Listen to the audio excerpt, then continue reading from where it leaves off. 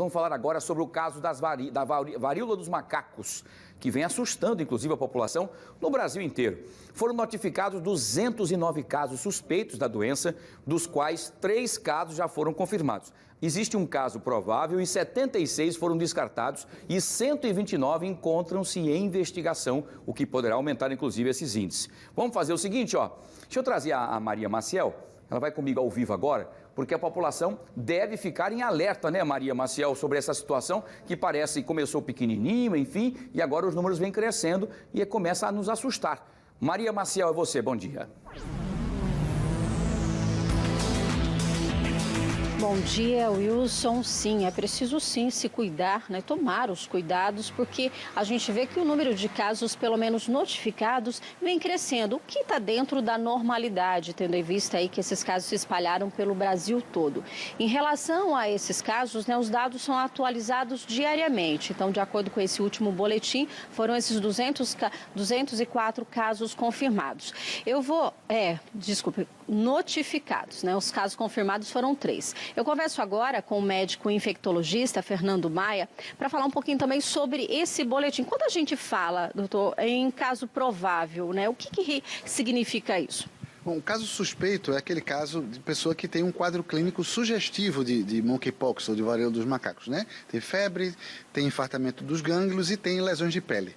O caso provável é o caso que, além de ter esses sintomas, também teve contato com uma pessoa que depois que é suspeita ou confirmada, ou uma pessoa que viajou para algum local onde a gente sabe que há circulação do vírus, em que há casos do vírus.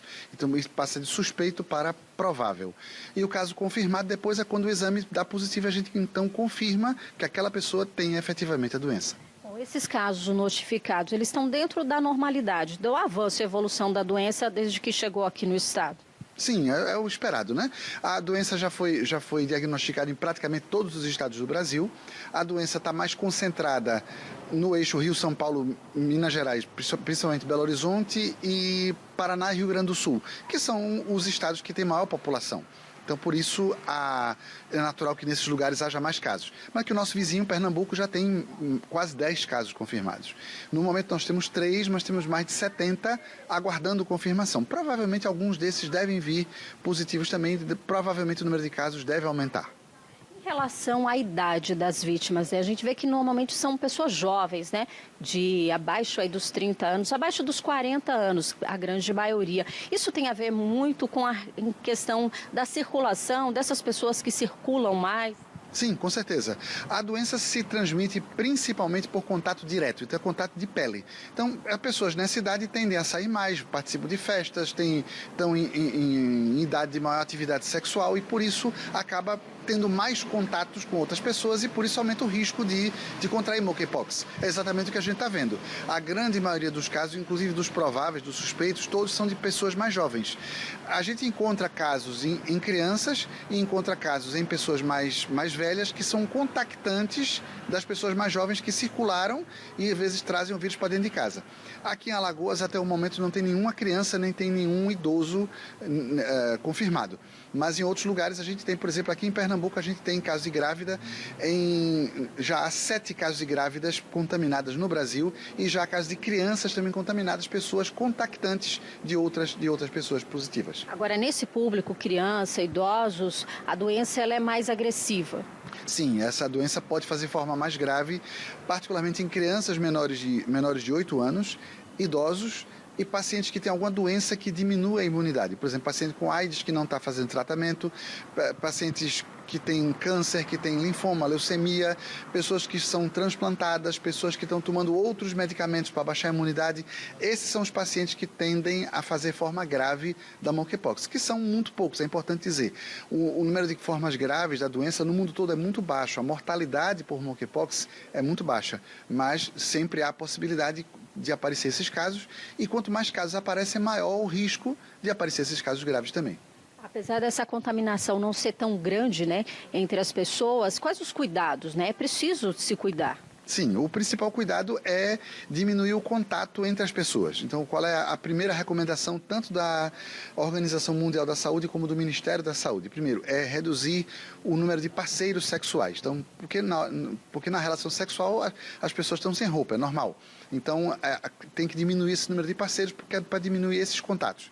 E também diminuir esses contatos muito próximos com outras pessoas. Então locais em que haja muita aglomeração de pessoas, em que haja muito contato físico, é nesse contexto que a monkeypox pode se transmitir. Então, basicamente, é reduzir esse número de contatos para minimizar o risco de adquirir monkeypox. Agora, doutor, como é que as pessoas estão reagindo aí quando esses sintomas aparecem, né? Como é uma doença nova, as pessoas acabam ficando com muito medo, né? Como é que tem sido essa procura na rede de saúde? É natural, as pessoas ficam com medo e uma coisa importante é que a monkeypox, a varíola dos macacos, dá um quadro clínico muito parecido com outras doenças que são comuns para nós. Por exemplo, ela é muito parecida com a varicela, que é a catapora, ela é muito parecida com o herpes zoster, que é o cobreiro, é muito parecida com infecção bacteriana de pele, chamada impetigo. Então, são doenças muito parecidas. Por isso que é importante que, se você tem uma lesão de pele dessas, é importante procurar o serviço de saúde, procurar o seu médico para fazer o exame, para confirmar se é monkeypox ou não. Se for monkeypox, se houver uma suspeita forte, se confirmar a doença, a pessoa precisa ficar afastada das suas atividades por até 21 dias, para evitar o contato com outras pessoas. É importante dizer que a monkeypox transmite, mesmo quando a lesão de pele já está em fase de crosta, já está aquela casquinha. No caso da catapora, por exemplo, quando forma a casca, a gente sabe que não transmite mais. Na monkeypox é diferente. Na monkeypox, mesmo com a casquinha, há transmissão ainda. Por isso que é muito importante fazer o exame para saber, porque se o exame dá negativo, a pessoa pode sair do isolamento, não precisa ficar em isolamento tanto tempo. E se for positivo, tem que ficar para evitar contaminar outras pessoas. Muito obrigada, então, pelas informações, orientações importantes, né, sobre a varíola dos macacos, que a gente tem esse número de casos notificados, né, que já passou de 200, mas muitos casos estão em investigação, aguardando, então, sair o resultado para saber se vai haver a confirmação ou não. Por isso, todo mundo precisa se cuidar. É com você, Wilson. Muito bem, Maria, excelente nossa prestação de serviço. Agradeço ao doutor Fernando Maia também pelas explicações bastante didáticas, né? É uma doença de contato, né? Diferente, inclusive, da própria catapora, como ele citou, que quando aquelas casquinhas das feridinhas que aparecem já estão cicatrizando, você já está liberado e já não contamina. Já no caso da varíola, da monkeypox, da varíola dos macacos, mesmo ela sequinha, você ainda continua transmitindo. Por isso, são 21 dias que você tem que ficar afastado, longe das pessoas, para evitar a contaminação. Obrigado, Maria. Obrigado, doutor Fernando Maia, também pelas informações. E atenção total redobrada, sempre que tiver qualquer dúvida, procurar um médico, tá bom?